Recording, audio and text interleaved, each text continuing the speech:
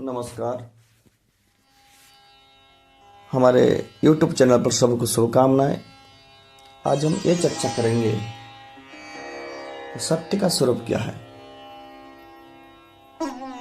हमारे युग शास्त्र में एक श्लोक आता है कि असत्य वचनम प्रज्ञा प्रमादे नापिनो वदेत् श्रेयंसी जेन भज्यन्ते मत्येव महद्रुमाः।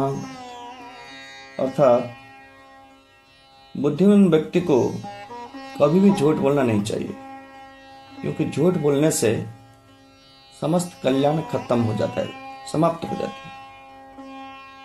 जैसे बड़े बड़े पेड़ को तूफान गिरा डालता है, उसी प्रकार असत्य बोलने से हमारा सारी कल्याण खत्म हो जाती है।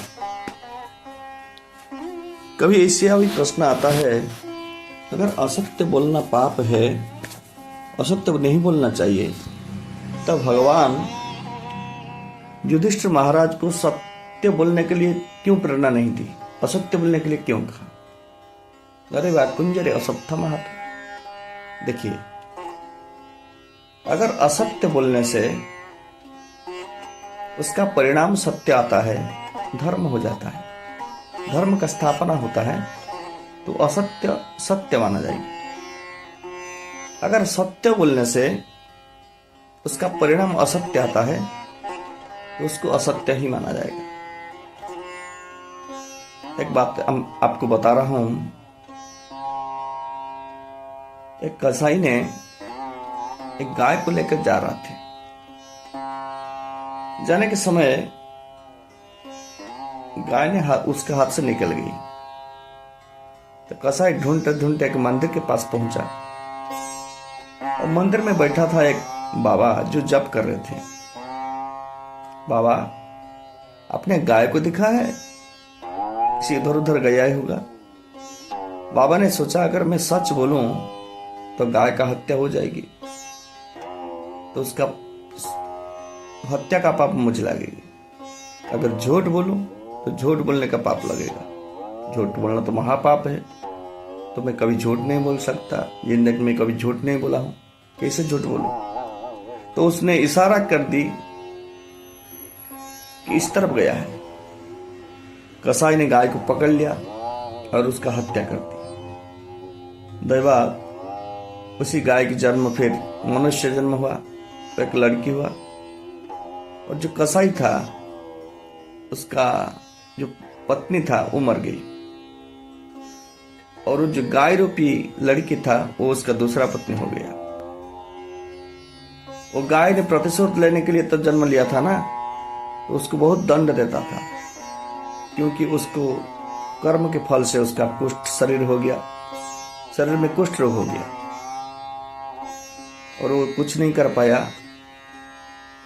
तो गाय रूपी पत्नी ने उसको बहुत झगड़ा करता था, उसको गाली देती थी उसको, और बहुत दंड देती थी। एक दिन दैवात क्या हुआ, और जो बाबा ने जो जप कर रहे थे, जो झूठ नहीं बोल पाया, और रास्ता में आ रहे थे, खूब बारिश हुआ। तो बारिश हुआ तो वो आश्रय लेने के लिए उस गाय रूपी पत्नी जो कसाई के घर में आके पहुंचे।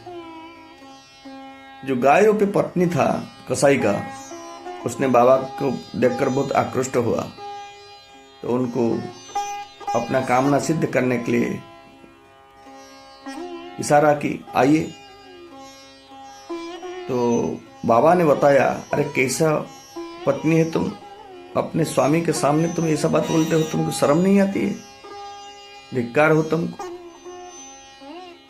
तो अब गाय रूपी पत्नी ने कहा, अगर मेरा स्वामी ही मेरा कामना में बाधक होता है, और उसके सामने तुम मेरे साथ मिलने के लिए लज्जित होते हो, तो मैं उसको अभी खत्म कर देता हूं।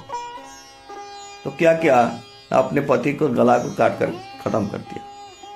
बाबा तो और क्रोधित हो गया, अरे क्या कर दिया तुमने, ऐसा पत्नी में कभी नहीं देखा है। अरे पापनी, तुम ऐसा कर दिया, अपने पति का गला काट दिया। तब जब वो हत्या का दोष देखा तो यहाँ नहीं रहना चाहिए, तो चल पड़े। तो पत्नी ने उनका हाथ को पकड़ लिया कि बाबा कहाँ जा रहे हैं, मेरा मनोरथ पूर्ण करके तो जाओ। मैं आपके लिए अपना पति का गला काट दिया और आप चल पड़े, आइए ना। तो जोर जैसे जबरदस्त उसका हाथ छोड़ाने के लिए बाबा ने जोर जोर लगाया, तो पत्नी ने क्या किया, जोर जोर चिल्लाया, बचाओ बचाओ बचाओ। गांव के लोग सब घेर गए और बाबा को बहुत पिटाई की। राज दरबार में बाबा को लेके चले गए। उनका विचार हुआ तो राजा ने कहा, जिस हाथ से वो पत्नी का, कसाई का पत्नी का इज्जत लेने के लिए कोशिश किया था, उसी हाथ को काट दिया जाए। उसका हाथ भी काट दिया गया, वो दंड मिला उसको। तो क्यों मिला? बाबा तो जिंदगी में कभी झूठ नहीं बोले थे, सच ही बोल रहे थे। वो इशारा में भी सच में किया था, क्योंकि वो असत्य नहीं बोला। बाबा तो सच ही बोले थे, मगर उनका सत्य से असत्य का प्रतिष्ठा हुआ, अधर्म हुआ। क्योंकि वो अधर्म को सहायक हुए उनका वचन, इसीलिए उनको दंड मिला। कहने का तात्पर्य है, वो सत्य नहीं है जिसमें समाज का कल्याण ना हो, जिसमें समाज का कोई कल्याणकारी काम ना हो पाएगा, ऐसा सत्य नहीं बोलना चाहिए। अगर आपके सच बोलने से किसका अकल्याण हो रहा है, समाज का अकल्याण हो रहा है, इसे सच से ही बचना भी पड़ेगा। इसलिए सत्य का दूसरा नाम तो ही धर्म है। धर्म न दूसरा सत्य समाना, आगम निगम पुराण बखाना। तो धर्म का दूसरा नाम ही सत्य है। तो भगवान के पास हम ऐसे ही सच बोल लेंगे तो भगवान हमारा अवश्य कल्याण करेंगे। जय जगन्नाथ, जय श्री राम।